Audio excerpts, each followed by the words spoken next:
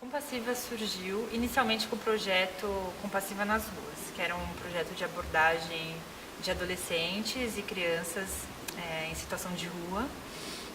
E esse projeto era mais assim para criar vínculo com essas crianças e adolescentes, para tentar tirá-los do vício das drogas e dessa situação da rua, que foi o primeiro projeto da Compassiva 10 anos atrás. E esse projeto ele quase não existe mais por causa dos outros projetos que vieram depois e cresceram muito. E na verdade, ele mais se transformou. O Lar é o projeto mais novo, que é o Levando Ajuda ao Refugiado. Ele tem mais ou menos 4 anos. E ele começou por conta do presidente da Compassiva, que morou um tempo no Egito. E quando voltou para o Brasil, conheceu uma família síria.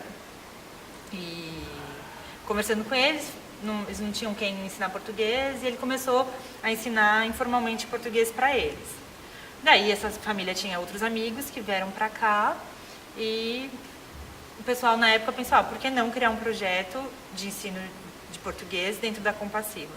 E assim começou, com um grupo pequeno de alunos, com um número pequeno de voluntários para aula de português. E como já existia a Compassiva, vamos colocar mais um projeto dentro dessa instituição que já existe, ao invés de criar outra instituição. Então foi mais um projeto dentro dessa gama de projetos que poderiam já existir. A parte maior assim, que a gente tem aqui fisicamente é o curso de português. Então a gente oferece 3 vezes por semana à noite, segunda, quarta e sexta, 1h30 de aula de português para refugiados de língua árabe. E de manhã também tem uma turma, só que é exclusiva para mulheres e acontece de segunda e sexta só. A gente não conseguiu colocar os 3 dias, mas 2 dias a gente conseguiu alcançar essas mulheres que não conseguiam vir à aula da noite por conta das crianças, e também pela questão cultural forte que homem às vezes na turma deixava elas intimidadas, elas não se sentiam tão à vontade de falar. E para desenvolver o português, você precisa falar, né? Não adianta só você escutar. Então a gente criou essa turma que é recente, tem mais ou menos 1 ano, essa turma da manhã. Então a gente tem o ensino da língua portuguesa, tem a parte que a gente chama de trabalho, que é um auxílio que a gente dá para essas pessoas elaborarem um currículo em português, fazer algum contato com alguns empregadores. Às vezes empregadores entram em contato com a gente falando assim, olha, tem alguém que tem tal perfil? Legal, a gente tem alguém aqui. Então, tal coisa. Você tem contato de alguém que é publicitário? Olha, a gente tem uma pessoa aqui que é publicitária. E a gente vai fazendo esse contato. Às vezes a gente senta junto para montar uma página no LinkedIn, por exemplo. Dá algumas orientações. A gente já fez parceria com algumas outras instituições de fazer workshop aqui de empregabilidade, de empreendedorismo, de dinâmica de grupo de entrevista. Então essa área do trabalho vai mais, talvez um pouco para capacitação e para adequação da realidade do trabalho no Brasil. Também a gente tem a área do amparo, que é a parte que tem uma assistente social, que faz visitas para as famílias que a gente atende aqui nas aulas de português. Dentro do amparo também é a área que a gente recolhe doações e distribui entre as pessoas aqui.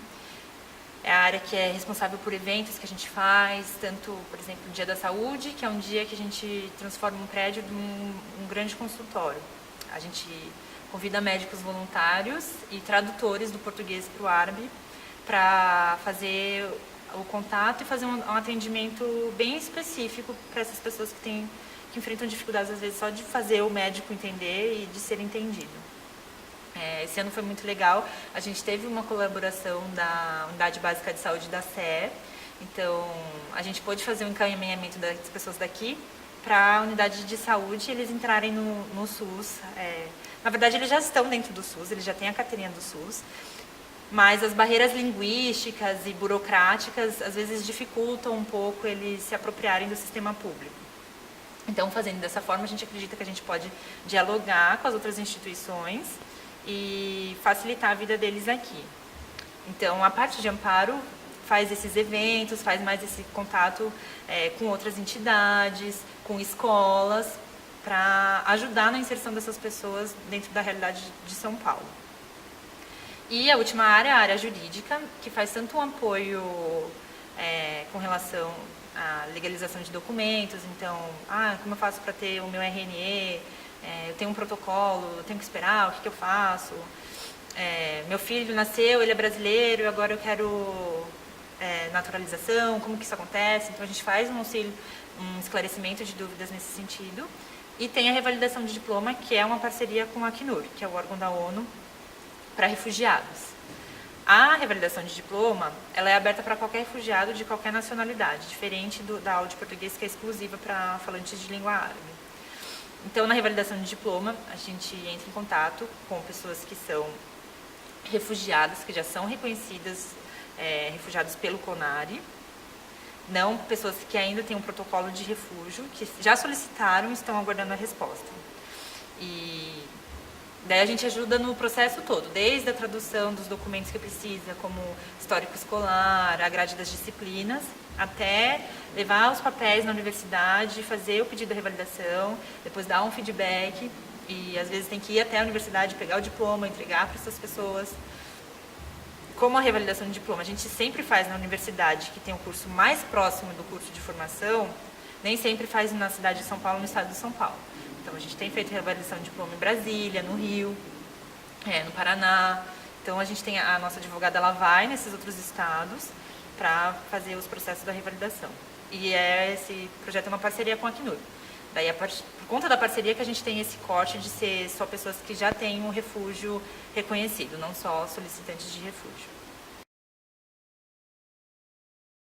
Alguns acham que quando vão chegar aqui no Brasil, com o inglês eles vão se virar, mas o que acontece é que quando eles chegam aqui, os brasileiros não falam inglês. Então, a gente tem pessoas que só falam árabe e tentam aí a conseguir um trabalho, só que não consegue. Se você não fala português, você não consegue um trabalho. Então, essa é uma primeira dificuldade que eles enfrentam. Outra dificuldade que eles enfrentam é a moradia. Os abrigos aqui em São Paulo, eles têm uma questão muito difícil, que às vezes é difícil colocar toda a família. Daí, às vezes, você mistura uma população de rua, uma população usuária de droga com refugiados. São pessoas totalmente diferentes, um ambiente muito difícil de se conviver. E fora que não existe vaga para todas as pessoas nos abrigos e nos albergues em São Paulo. Então, algumas pessoas chegam, vão morar em ocupação, outras ainda conseguem um apoio da mesquita, que paga o aluguel para eles, ou vai morar de favor na casa de alguma família. Então, essa é uma outra dificuldade que eles encontram aqui, porque não existe um apoio forte com relação à moradia. A moradia também é uma questão que muitos brasileiros enfrentam uma dificuldade enorme, fora o aluguel, que é muito caro, e em São Paulo você não tem um salário compatível com o valor do aluguel. Então, se você não tem um lugar para você ficar enquanto você não arranja um trabalho, e você não fala português, então você tem uma situação vulnerável muito grande. O que acontece é que muitos começam a trabalhar com vendas de alimento, produção caseira mesmo, ou então em loja de amigo que já está aqui há um tempo, de conhecido que trabalha lá na 25. E acontece de um engenheiro estar trabalhando vendendo capinha de celular, por exemplo. Então, tem essa questão também da revalidação, que é muito cara, muito burocrática. Uma revalidação de diploma pode chegar a 20 mil reais. E uma pessoa uma pessoa que tenha dinheiro não tem tanta... É uma coisa cara, né?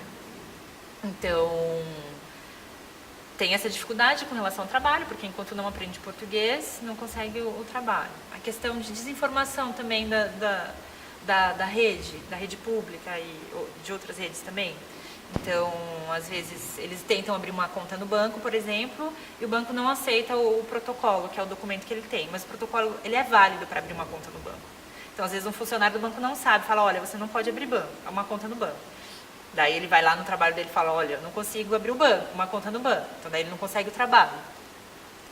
E daí depois ele volta lá no banco, fala que pode, daí um fala que não pode. Então, tem essas trocas de informação que fica fazendo as pessoas irem para vários lugares, sendo que não tem nenhuma necessidade assim, desse grande fluxo de lugares. Às vezes, mesmo na escola ou nos sistemas de saúde, as pessoas que estão ali não estão preparadas para receber um imigrante. Então, a gente já teve um caso, por exemplo, de uma moça que estava grávida e ela foi na consulta e o médico colocou lá, não é possível fazer a consulta porque não fala português. É possível fazer a consulta, ele só ia demorar mais, ele talvez precisasse de ajuda de alguém que pudesse traduzir, talvez tivesse que usar um desenho, um filme, enfim, né? Demanda um esforço muito maior da pessoa que está recebendo. Ou então, sei lá, de encaminhar essa pessoa para uma outra unidade que já tenha atendido pessoas que falam árabe. Uma gestante ela pode ser atendida em qualquer unidade de saúde, ela não precisa necessariamente ser atendida num lugar próximo à casa dela. Então, poderia ser feito isso. Daí, às vezes, na escola, olha, a criança tem que trazer o histórico escolar. Assim, então, essa criança não tem um histórico escolar, os pais dela fugiram da guerra e deixaram todos os documentos lá, então a gente não tem como comprovar isso.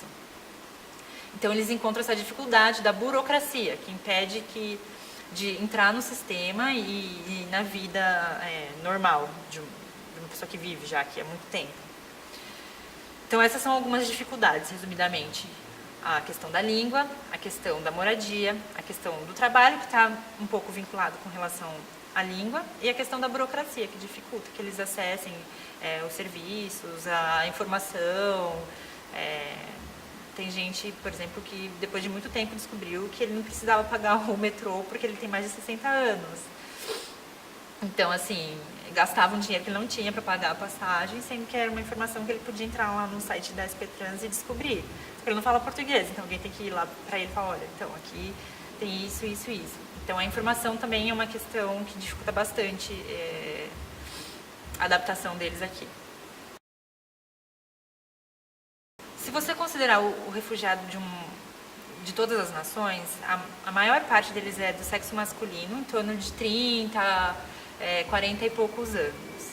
Aqui na Compassiva, é engraçado que esse perfil mudou um pouco. Como a gente tem as aulas exclusivas para mulheres, atualmente a gente atende mais mulheres do que homens, o que é bem diferente do perfil assim, das pessoas em situação de refúgio de um modo geral, o que é mais do sexo masculino e um perfil jovem.